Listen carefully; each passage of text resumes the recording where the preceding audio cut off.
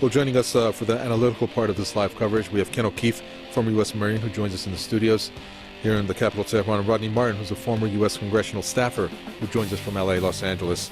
Thank you, gentlemen. Ken O'Keefe, I'll start with you. This should, I would think, be a warning signal to some of the countries supporting the terrorists in the war in Syria, in particular the U.S., Turkey, and Saudi Arabia. Yes, well, I hope actually that it's even more of a wake-up call for us to realize that we are ISIS, that the Western governments that are in bed with Saudi Arabia, who is the primary funder of ISIS, along with Qatar and other Gulf states, we not only provide the political cover and military assistance to Saudi Arabia while it slaughters innocent people in Yemen, but we also provide the cover for them to go ahead and do their dirty dealing with these psychopaths who are running around Syria and other parts of the world as well, Iraq. Let us remember that before the United States invaded Iraq, there was no Al-Qaeda in Iraq. Look at it today. Let us also remember that when Gaddafi was in power in Libya, there was very little Al-Qaeda. And in fact, now we look at it, and it's an absolute basket case full of these operatives. And we look to Syria as well as yet another example of where these problems were actually quite under control in terms of Al-Qaeda. In fact, Bashar al-Assad was assisting the United States, this is all on record, in a very meaningful way. In fact, many of the tortures that were being carried out were being done by Bashar al-Assad, or at least his regime, in order to extract information from people that we were supposedly fighting.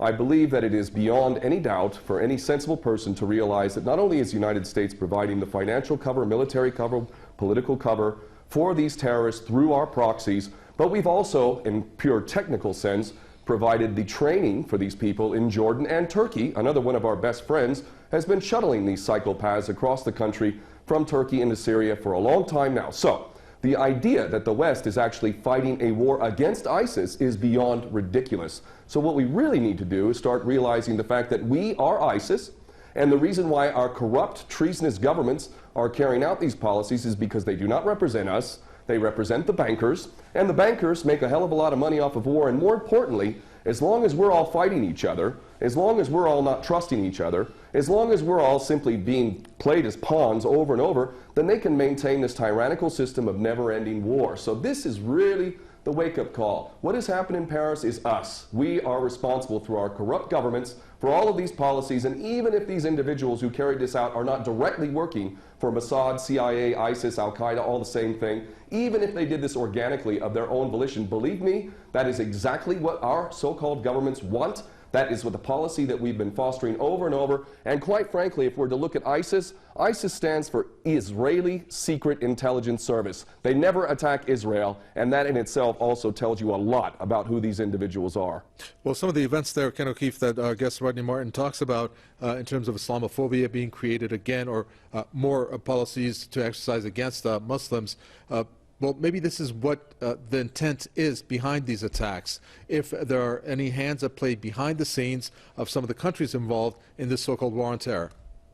Well, indeed, that's the case, and it's just more of the same now, isn't it? Now, I'm a non-Muslim, and I am angry at the way Muslims have been portrayed around the world. I have lived in Muslim lands, and I have experienced some of the greatest hospitality and generosity that you will ever experience, and yet Muslims in general are being associated with this monstrosity, this most recent monstrosity known as ISIS, which again I say is Israeli Secret Intelligence Service, and also Al-Qaeda previous to that, Al-Nusra Front. All of these things are intended to smear Islam as a whole, 1.8 billion people on this planet, to associate them with this sort of madness, when in fact it is us in the West that are creating this stuff, funding it, very much protecting it. In fact, America has been providing air cover to these psychopaths in Syria and Iraq largely, and we see that when Russia comes in and actually does something constructive, look how long many of these men are shaving their beards and running off with their heads, tails between their legs. It is really, really, really disgusting that people have been conned into thinking that Muslims have anything to do with this. And let us harken back to the original incident which has caused this madness known as the War on Terror.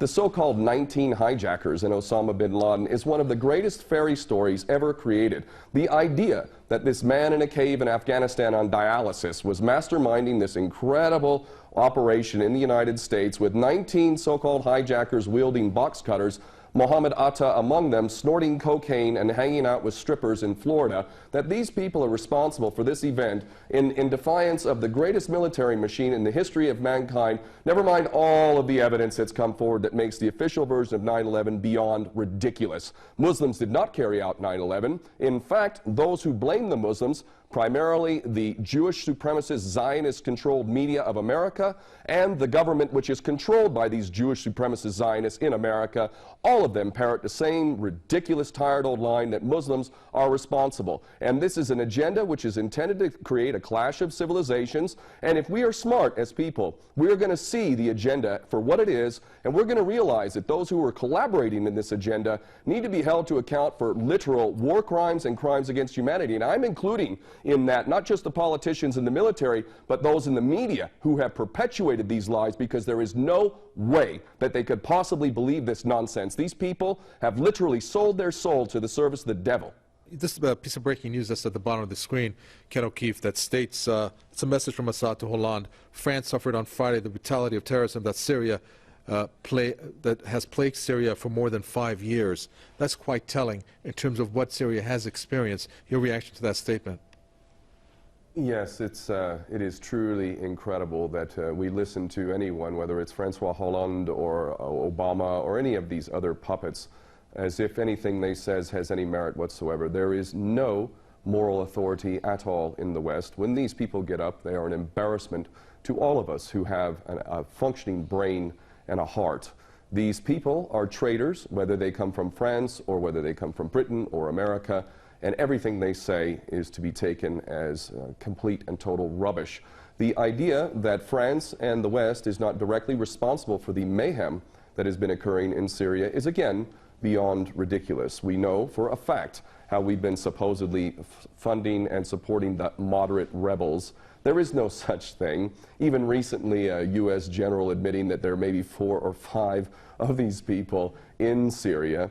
The entire policy is intended to create havoc in the Middle East, and it is extremely important that people around the world begin to fully comprehend that these policies that are being carried out in the Middle East are actually not failures. I'm getting sick of hearing so-called experts talking about geopolitics and how America is failing to learn from its mistakes and all of this nonsense. These are not mistakes. These are intentional policies to wreak havoc, to sow the seeds of sectarian hatred. Again, let me cite the fact that before we took Saddam Hussein out in Iraq, there was no Al-Qaeda in Iraq. Also, when we played this game in Libya, there was no such thing as ISIS and all of this madness that's going on in Libya today. Syria, again, while it had its problems, and it certainly had its human rights abuses, most definitely did not have the problem that it has today. Every country that we touch by Western policy, every country that we touch in the Middle East is full of these monsters. Let's look to Iran,